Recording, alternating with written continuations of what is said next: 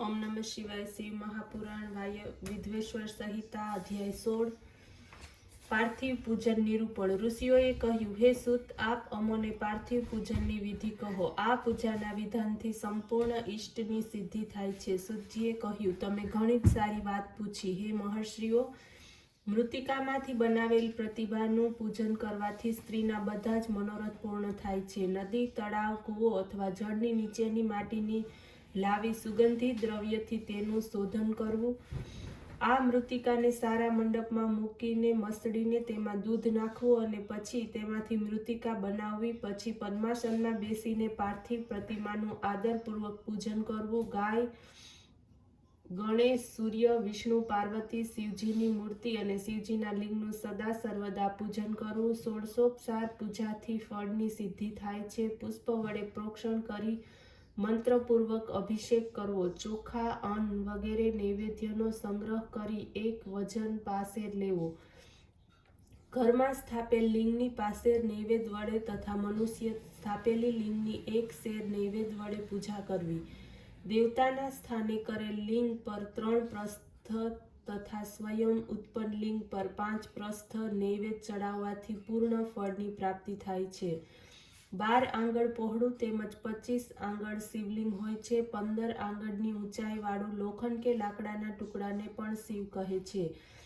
તેના 8મા ભાગનું નામ પ્રસ્થ છે, 4થા ભાગનું નામ કુડવ છે। 10 પ્રસ્થ, 100 પ્રસ્થ, 1000 પ્રસ્થ જય, તેલ તથા ગંધ વડે યથોક્ત પ્રમાણ દ્વારા મનુષ્ય સ્થાપન કરેલ લિંગની પૂજા 10 પ્રસ્થ નૈવેદ્ય વડે, ઋષિ વડે સ્થાપન કરેલ લિંગની 100 શેર નૈવેદ્ય વડે તથા જ્યોતિર્લિંગની 1000 શેર નૈવેદ્ય વડે જે પૂજા કરાય તે મહાપૂજા કહેવાય છે। એના અભિષેકથી આત્મશુદ્ધિ, ગંધ ચડાવવાથી પુણ્યની પ્રીતિ, નૈવેદ્ય ચડાવવાથી આયુષ્ય અને તૃપ્તિ તથા ધૂપ ચડાવવાથી ધનની પ્રાપ્તિ થાય છે। દીપકથી જ્ઞાન અને તાંબુલ અર્પણ કરવાથી ભોગની પ્રાપ્તિ થાય છે।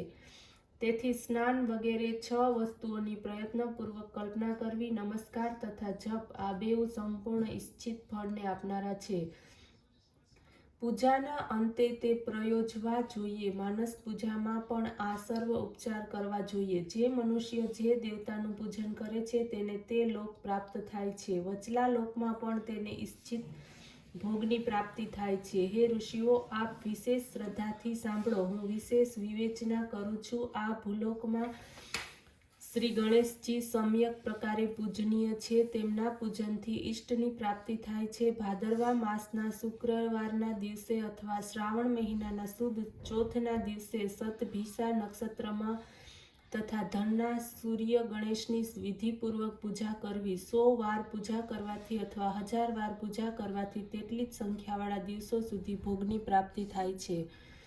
આ જ રીતે શ્રી વિષ્ણુના તથા અન્ય દેવતાઓએ જે પૂજન કરવાની ઈચ્છા રાખે છે તે એ દેવતાઓના વાર, તિથિ, નક્ષત્રનો વિચાર કરીને ષોડશોપચાર ભજન પૂજન કરે તો ફળની પ્રાપ્તિ થાય છે। શિવજીનું પૂજન તો બધા મનોરથોને પરિપૂર્ણ કરનારું છે। આદ્રા નક્ષત્રમાં અથવા માઘ મહિનાની કૃષ્ણ ચતુર્દશીના દિવસે જે શિવજીનું પૂજન કરે છે તેના આયુષ્યમાં વધારો થાય છે, મૃત્યુનો નાશ થાય છે અને સર્વ સિદ્ધિ પ્રાપ્ત થાય છે। અન્ય મહિનાઓ અને નક્ષત્રોમાં પણ શિવ પૂજન કરવાથી લાભ થાય છે। શિવજીનું પૂજન ભોગ અને મોક્ષદાયક છે।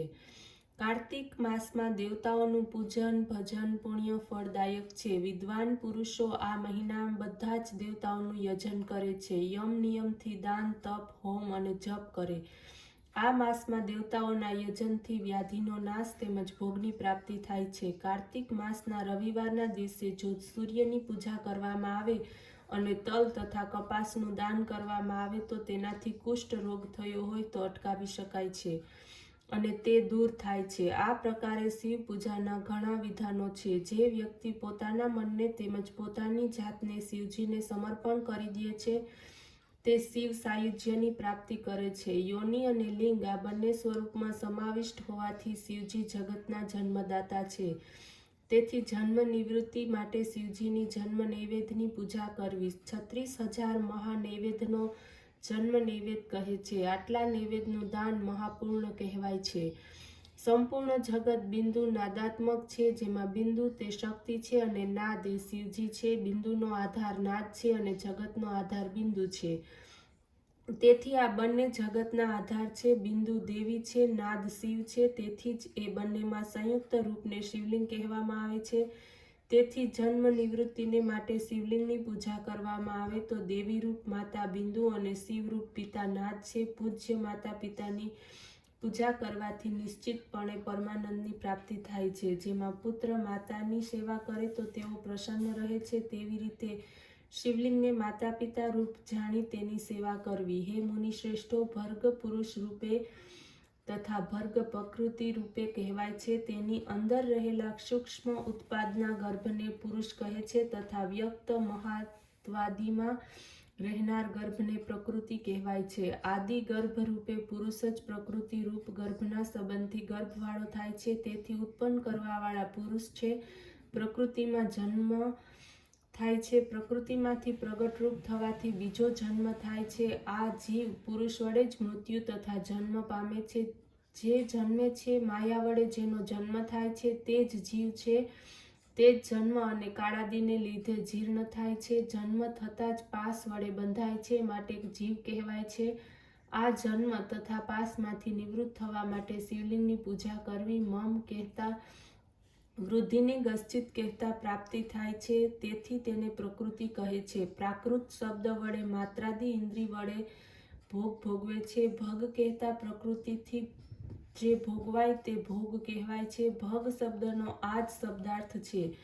મુખ્ય ભગ પ્રકૃતિ રૂપે છે તથા ભગવાન શિવ રૂપે છે. ભોગનો આપનાર ભગવાન છે. ભોગને આપવાવાળો અન્ય કોઈ નથી.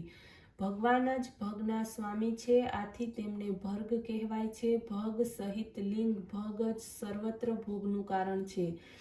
એટલા માટે ભગવાળા મહાદેવ શિવલિંગની પૂજા કરવી યોગ્ય છે. શિવ અને શક્તિના મેળાપનું નામ લિંગ છે.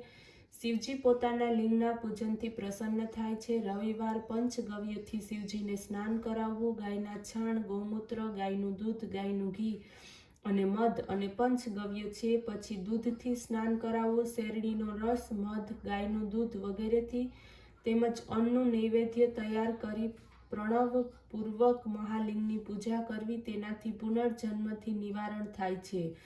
રુદ્રાક્ષ ધારણ કરવાથી ચોથો ભાગ, વિભૂતિ ધારણ કરવાથી અડધો ભાગ, મંત્ર જપવાથી પોણો ભાગ અને પૂજનથી મનુષ્યને મુક્તિની પ્રાપ્તિ થાય છે. આ અધ્યાયને વાંચવાથી કે સંભળાવવાથી શિવજીની દ્રઢ ભક્તિ પ્રાપ્ત થાય છે. ઓમ નમઃ શિવાય.